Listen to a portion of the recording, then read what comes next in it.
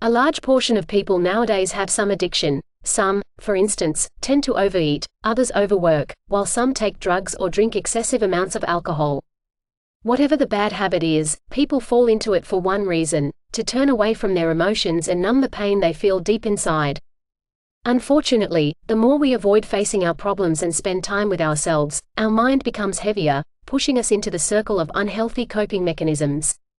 The book, Lighter, by young Pueblo teaches us how to let go of those mechanisms, connect with our emotions, and embrace a lighter future. So, get ready to learn how to heal yourself.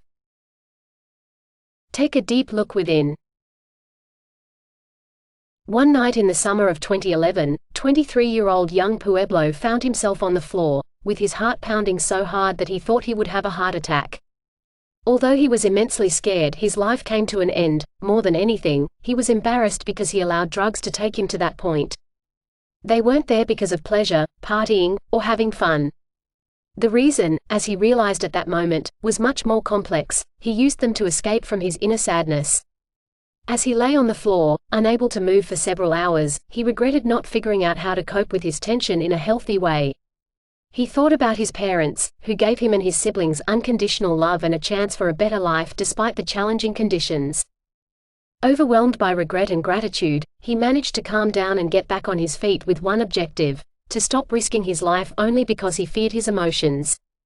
I did not yet understand what was happening inside me and why I had fallen into such bad habits, but I knew that part of the reason was that I was lying to myself about how I really felt inside, he writes. Therefore, his path forward had to begin with radical honesty and a strong determination to build healthier habits for his body and mind. In the years to come, Pueblo tried to examine the source of his struggles. Whenever he had the urge to take intoxicants, he would bring his awareness inward to discover the origins of his tension. The simple act of being unafraid to take a deep look within released much tension in my mind, he recalls. Although this practice did bring positive changes into his life, it wasn't until he took up meditation that he started learning the root of his suffering. Thanks to it, he stopped consuming alcohol, marijuana, and other intoxicants. Moreover, it showed him that everyone, despite their emotional history, can open themselves to healing and observe their reality, within the framework of their own bodies. Love yourself. The healing journey to letting go of bad habits cannot exist without the non-judgmental and honest attention you give to yourself. Pueblo says that discovering the practice of self-love was the critical stepping stone in his healing. He writes, "Self-love was the missing link. It was the key to wholeness that I was unconsciously searching for. I discovered that the appreciation you seek from others will not hold the same rejuvenating power as the appreciation, attention, and kindness you can give yourself. Just like you cannot build a home with a stable structure without a good foundation. You cannot discover yourself and improve your well-being without self-love. Contrary to what mainstream media wants us to think, self-love has nothing to do with materialism. No, you don't practice self-love by buying things, nor by putting yourself first at all costs, because it can quickly lead you to become self-centered.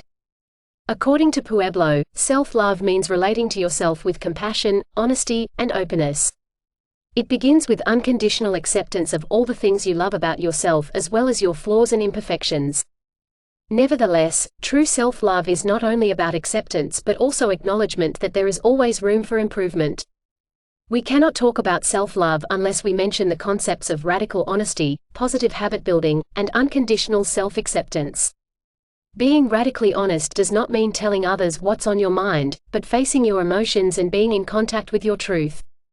Unless you are honest with yourself, emotions such as anger and sadness, primary manifestations of fear, grow and make you disconnected from yourself and others. Radical honesty leads to the second pillar of self-love, positive habit building. Pueblo says that one of the first things he realized when he started practicing radical honesty is that he was unhealthy. His lungs were exhausted and weak, and the food he ate did not nourish his body. Therefore, he started jogging and adding nutritious food to his diet. Naturally, the road to building positive habits is always bumpy. That is why you need self-acceptance to prevent you from giving up when you stumble, take a few steps back, and regress to old habits. Release the tension from your mind. Once you activate self-love, you will get a clearer picture of what your mind holds. It might be, like in Pueblo's case, sadness that his family lived in poverty for so long and frustration that he could not often get what he craved. As he writes, "Scarcity made me more attached. I would cling to the few things that I would get and crave so much of what I could not afford. I had to heal." We all carry tension in our minds that results from unhealed past traumas. The thing is, a mind full of stress and anxiety cannot focus on the present moment, let alone learn new patterns of functioning. It makes us repeat our reactions even when they did no good to us.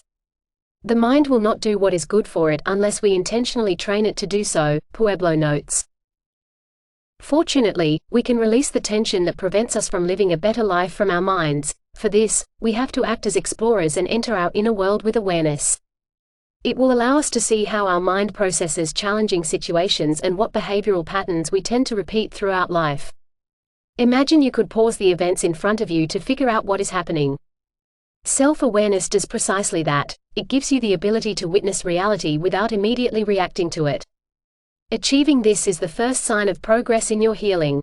Perhaps all this sounds easy, but, in reality, healing takes lots of time and energy, which is understandable since, in the author's words, patterns are built over decades, and reactions that have accumulated over long spans of time gather deep in the subconscious and harden like concrete. Since you need to change your mindset, healing depends solely on you, which is comforting because you have power to control the course of your transformation.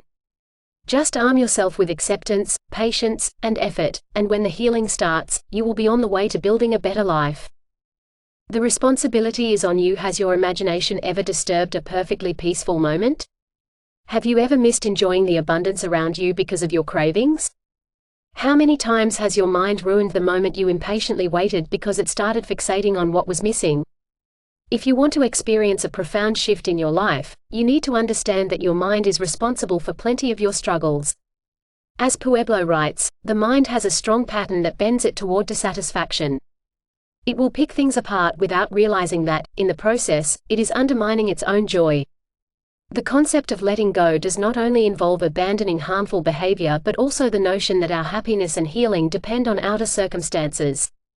For instance, many of us believe that other people cause us stress or tension, and, therefore, we think our lives would improve if they changed. However, their transformation cannot guarantee our improvement because our perceptions and reactions depend primarily on what lies within our minds. Let's say your past was stressful. Then, even seemingly small things others say or do can cause immense stress. So, blaming others for your misfortune won't bring any positive changes in your life. As Pueblo emphasizes, the only solution that is within your control is changing yourself, and the only route to happiness is developing greater self-awareness, combined with more wisdom regarding the human condition. You cannot manage other people, but what you certainly can do is manage your reactions to the challenges you face. What does that mean? It means developing a subtle understanding of what happens inside you and embracing all emotions, even those that are harder to feel.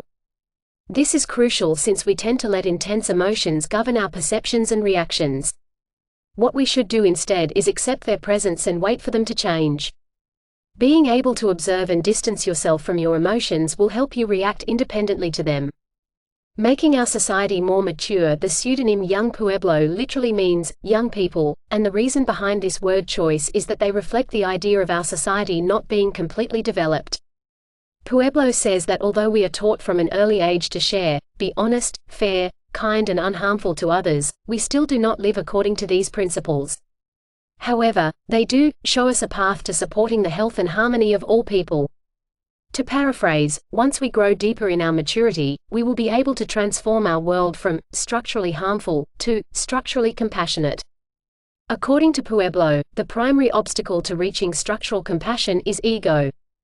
We live in the world of extremes, where some people receive less because they lack resources, while others never struggle with money issues. Basically, this division reflects the friction existing in our ego, which makes us defensive and competitive toward each other. As Pueblo explains, whether it is about where we stand on the social ladder of our family or community, how much wealth we have, or how intelligent or wise we seem, compared to others, ego keeps the mind trapped in imaginary comparisons that take up much of our mental energy.